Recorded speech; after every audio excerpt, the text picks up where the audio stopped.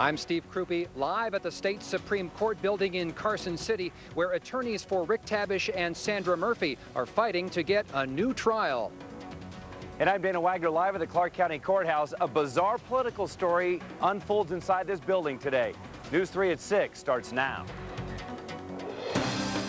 This is News 3 at 6 with Kendall, Tenney, and Beth Fisher.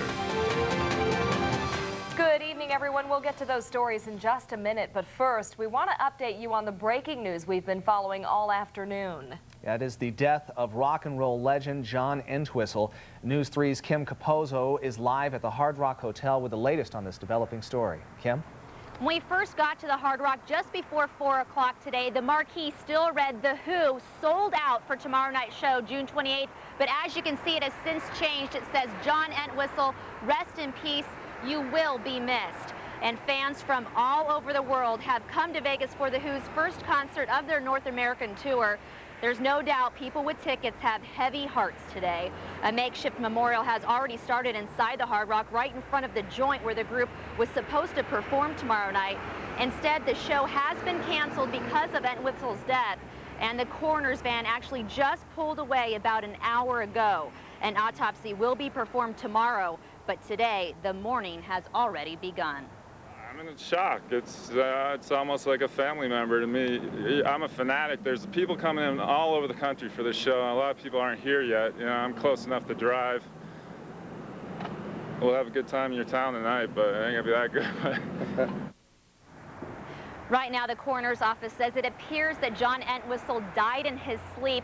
Metro was called out here to the Hard Rock just after noon today. They responded to a 911 call when they arrived. Entwistle was in bed. He was deceased at 57 years old. Many of his fans here are saying he was the greatest bassist in rock and roll history. He would have been 58 years old in October. I'm Kim Capozzo reporting live from the Hard Rock. Back to you guys in the studio. Kim, thank you very much. Anyone who happened to have purchased tickets to tomorrow night's concert at the Hard Rock can receive a full refund wherever they purchase those tickets. David Parks will not be able to run for office against David Parks. A judge ruled today that David Parks, the challenger, is not a resident of Las Vegas. He won't be able to run against the three-term incumbent who bears the same name. Dana Wagner is live at the Clark County Courthouse. And Dana, some people say this is all part of a political scam.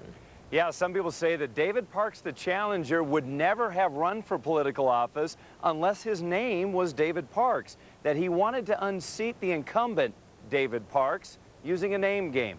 But District Court Judge Mark Gibbons got to the heart of the matter today, asking the challenger how much time he spends here in Nevada. 40% maybe. 40% in Nevada? 40% in Nevada. When I wasn't working, I was here. On the witness stand, David Parks, the challenger, admitted that his car is registered in California, that he gets his mail in California, that his driver's license is from California, but that he lives in Nevada. As long as I was earning my living in California, until I could find a job or until I could find something to do in Nevada, it would seem prudent to keep the license in California. Okay, so it wasn't your understanding that you get your driver's license in the state where you live? Not necessarily. We also heard from a former co-worker of David Parks, the challenger. Sean Dorsey says he worked with Parks in Los Angeles a year ago and that he overheard Parks say he wanted to throw a wrench in this election in Nevada. Basically, there's a David Parks in Nevada, and I want to go there and run for office and shake things up. District Court Judge Mark Gibbons ruled that Parks is not a resident of Las Vegas and ordered him removed from the ballot. Well, it was a major letdown. What do you think it was?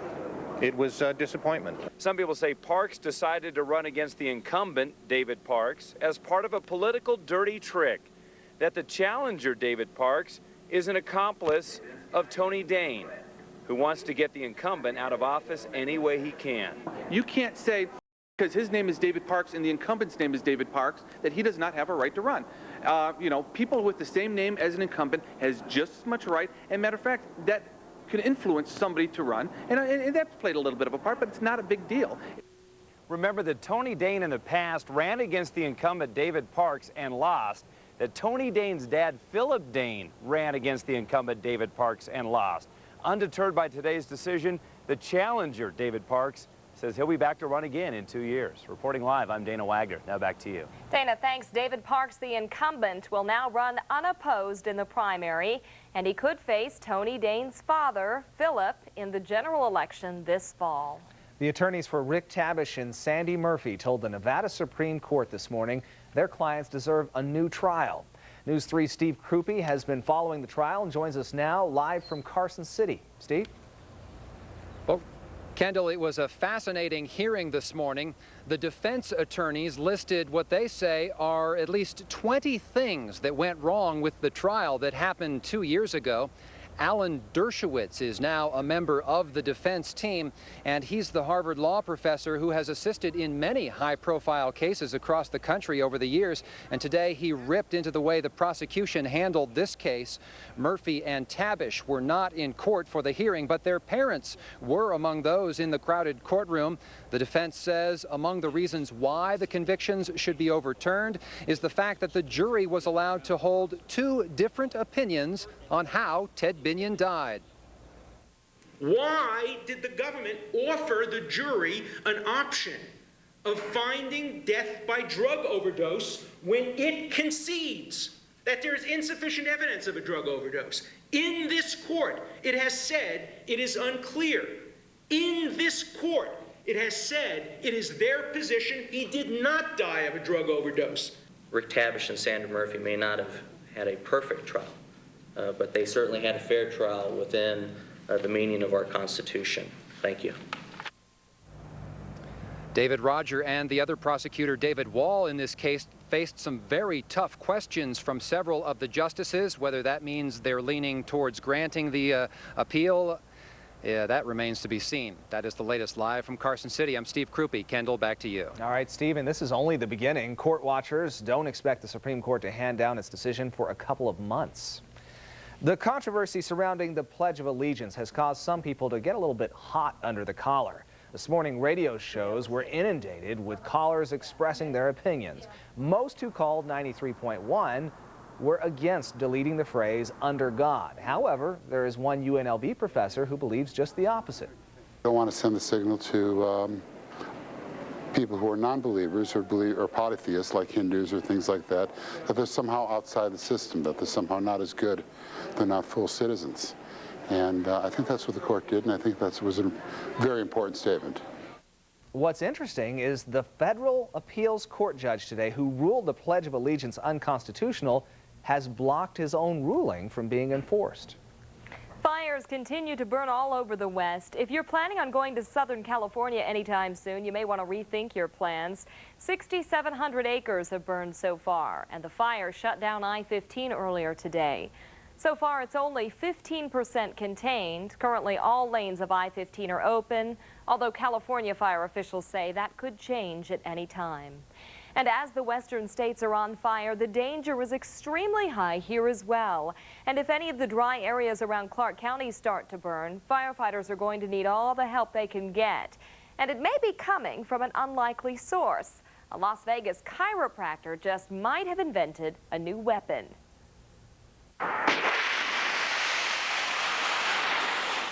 I got together with a friend of mine with an engineering background, a fellow by the name of Brad Herrick, and together we developed this system and several others as well. It's the newest way to fight fires, and for homeowners it could save more than just valuable time. It could save their home. And what we came up with was a unit that isn't powered by a gas engine or a diesel engine or even electricity. It's powered by compressed air. As a result, these units are much simpler and easier to operate, much more reliable, and they're less expensive. It's called Inofoam, and it's a high-powered device that uses compressed air and a foam concentrate to fight fires. The device attaches easily to the side of a house and allows homeowners to take action quickly. Well, I'd much rather have 90 gallons of water that hits the fire within a few minutes than 900 or 9,000 gallons of water a half hour later. And Dr. Baxter says response time is critical.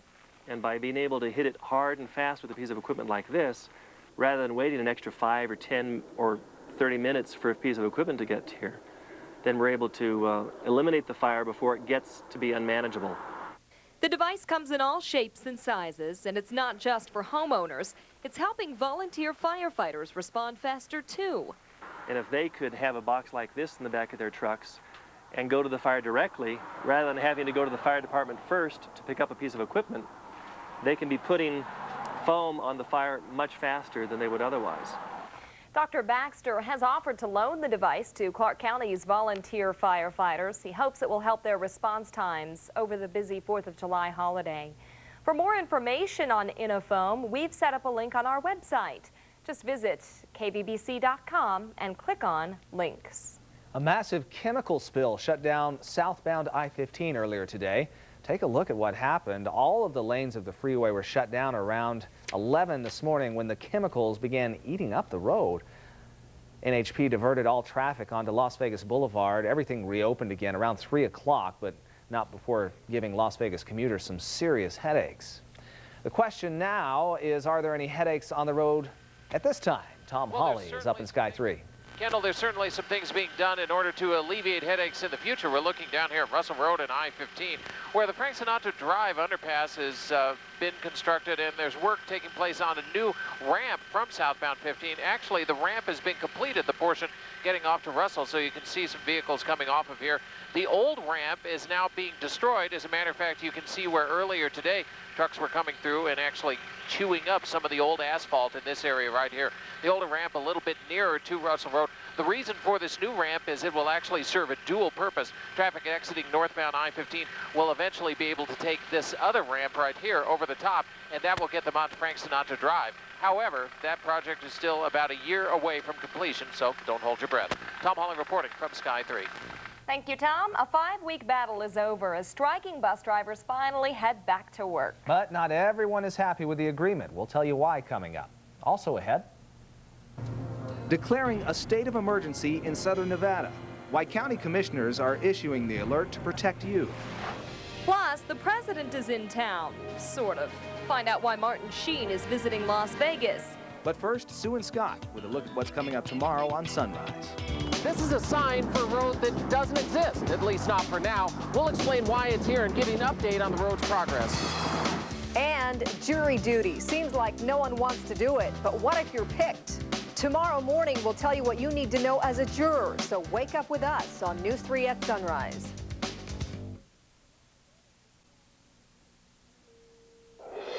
You're watching Southern Nevada's #1 choice for news. This is News 3 at 6. Local cat bus drivers are getting back behind the wheel after a 37-day strike. Union members rejected 2 previous contract offers, but approved a new deal with ATC Vancom this morning.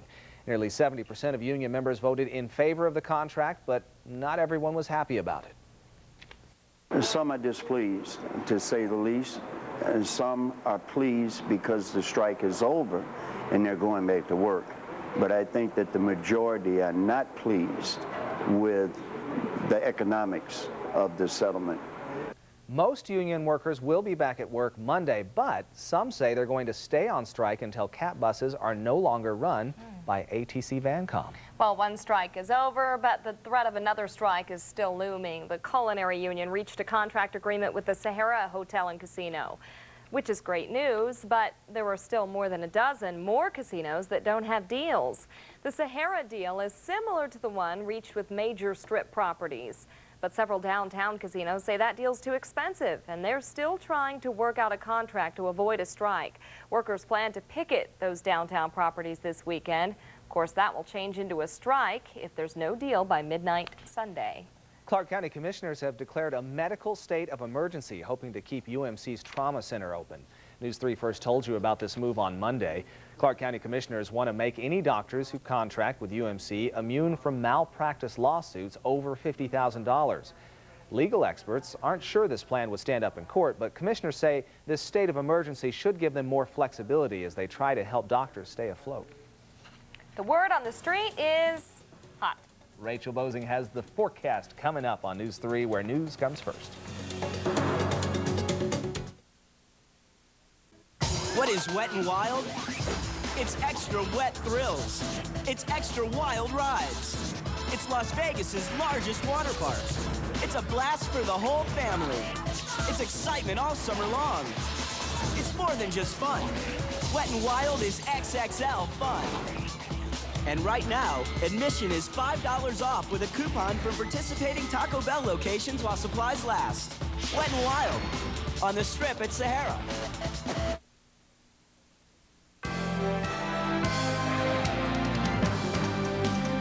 The big debate here on News 3 today has been whether it really felt cooler today than yesterday, and Kendall says it felt hotter, but really it was cooler, and who the heck cares when it's 105 or more?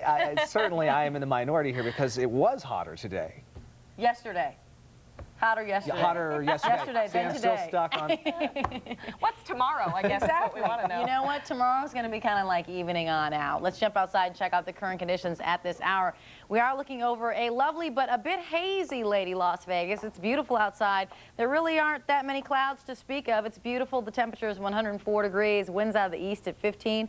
Gusting up to 20. The humidity is at 18%. The dew point stands at 52. Checking out one of our WeatherNet locations at Craig and MLK. It's 102 degrees there. Winds out of the northeast at 5. And doing the temperature trek around the area, yes, it's hot. You know what? You're right. The debate shouldn't even be a debate. 105 degrees in Nellis. Our 108 degrees was our high yesterday. After a while, who the heck cares? It's just hot. 103 degrees in North Las Vegas, 99 degrees in Centennial Hills. And just expanding our horizons a bit, 101 degrees over the hump in Pahrump, 104 degrees in Mesquite, 108 in Laughlin. That's where we topped out here in Las Vegas yesterday. Yes, that low pressure system that was doing that counterclockwise rotation in the central portion of the Silver State yesterday has lifted on off to the northeast. We're under the influence of a southwesterly flow aloft, and that essentially means that we will remain about 3 to 5 degrees above average for this time of year for the next several days. Yeah, there's no relief in sight. I got to let you know. And elsewhere around the nation, we've got a frontal boundary that's producing showers, as you can see, like the eastern third of the U.S. really getting hammered with some showers at this point. And we've got some showers around the Four Corners regions as well. 101 degrees, the average high for this time of year. 104 degrees is where we topped out. Right for the high for today. We fell back to 78 degrees, the average low 76. In the next couple of hours, we'll fall back to 96, 87 degrees by late night, 77 degrees by sunrise as we're on our way to a high tomorrow of 104. That's where we topped out today. So obviously, if you survive today, you'll survive tomorrow. Mostly sunny conditions will be the rule. Winds out of the southwest at 15. Out at the lake, you're going to fall back to about 78. Top out at 113. Yes, that's hot. That is hot, but if you want cooler temperatures, run on up to Mount Charleston. They're going to fall back to about 50 and tap out around 81 degrees over the next several days. Here's what you can expect weather-wise. We've got a warming trend going on. 105 degrees Saturday and Sunday, 106 degrees Monday and Tuesday. You know what? It's summertime here in Las Vegas, and we're just going to have to suck it up. Well, there you have it. Yeah. No more whining around Rachel. Yes, ma'am. Thanks, Rach. Tiger Woods is chasing golf history in the Grand Slam. And our Mitch Roberts is chasing his coach. Mitch? That's right. I'm out here at Ruth Chris Steakhouse right now. We're going to talk with Butch Harmon, the Tiger teacher. It's coming up live on News 3 at 6. But first, before we go to break, here are your Nevada numbers for today. Here are tonight's Nevada numbers.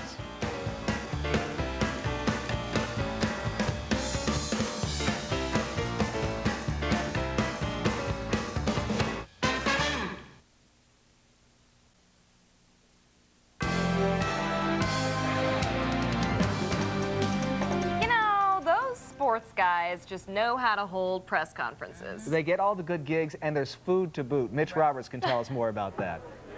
That's right. I'm not arguing with this deal right here. Get a little free food at Ruth Chris out of the deal. It's a good thing. We're joined live now by Butch Harmon, the teacher of Tiger. We're at the Vegas Valley Golf Awards. I understand they're going to give you an award tonight for being the best teaching pro in Las Vegas, but we thought we'd spend a quick moment talking about Tiger and that amazing performance at Bethpage. It's not like he blew him out by 15 like he did at Pebble in 2000, but this was a very difficult golf course, and he still played very well. Yeah, I think it was probably his most remarkable win. It was arguably the toughest golf course that you could play on, and he played beautifully, especially on Sunday when it all came down to what you had to do.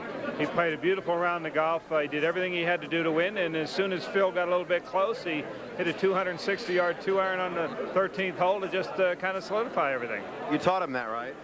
Yeah, well, 260 with a 2-iron, nobody can teach that. Okay, now we're going to the British Open at Muirfield. No one's won the first three. Nicklaus came close a long time ago. Tiger's job now to win at Muirfield and bring it back home for the PGA. I guess right now, if it's not broken, there's not a lot to do. No, there isn't a lot to do, and Muirfield sets up very well for Tiger. It's a very difficult course, but it's not as long as the U.S. Open course at Bethpage. But what you have is a course you have to really think your way around there. It's the reason Nick Faldo has won there twice. It's the reason all good players win at Muirfield. You've got to be very strategic in the way you play the golf course. Being aggressive doesn't really always help you in a British Open anyway, and I think the golf course is set up well for Tiger. All right, thank you very much, Butch, and congratulations on getting your award tonight. Pleasure to be with you. All right, let's move on to some other news. Randall Cunningham, former UNLV quarterback and 16 years in the NFL, called it quits today. He became a star with the Philadelphia Eagles and really was the prototype of what NFL quarterbacks have become over the last few years. He played, of course, for the Dallas Cowboys for a while and finished his career with the Baltimore Ravens. He retires just short of 5,000 yards rushing, 30,000 yards passing. Quite simply, he could do it all. Las Vegas has been his home for years, and it will continue to be in retirement. Well, Magic Johnson's team was supposed to be the team that would win the World Pro Basketball Challenge, but that can't happen now. That's because last night, Magic's team lost in the tournament, so the best they can get now is third place. But we caught up with Magic, put a mic in his face, and said, hey, how about NBA in Las Vegas? Wouldn't that be magical?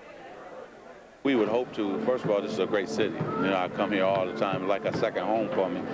But the problem right now is because of the gaming. But hopefully one day, maybe David Stern, you know, our great commissioner, will say, hey, you know, we'll still bring a team here despite of the gambling. That certainly would be nice. That's about all the time I've got for sports. Reporting from Ruth Chris Steakhouse at the Vegas Valley Fairway Awards, Mitch Roberts, 3 Sports. Right now, back to the studios. All right, Mitch, thanks a lot. The West Wing in Las Vegas up next.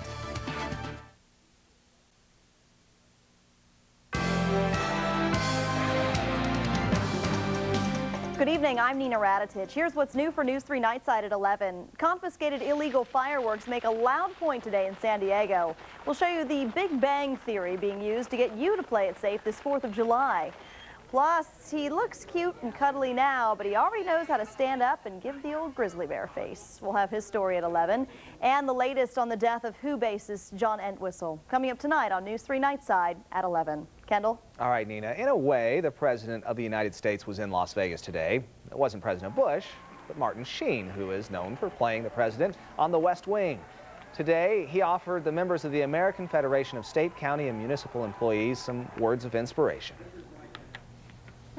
And I guess we don't get to hear those words. We're out of time. Sorry about that. We'll try to get it in tomorrow for you. Have a great one. We hope to see you back here for News 3 Nightside at 11.